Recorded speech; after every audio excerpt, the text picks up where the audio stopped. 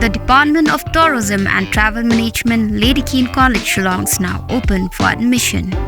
Join the 4 years Bachelor of Tourism and Travel Management professional program at Lady Keane College, Shillong and embark on a journey beyond borders. For more information, call the given number on the screen or visit the website www.ladykeencollege.edu.in.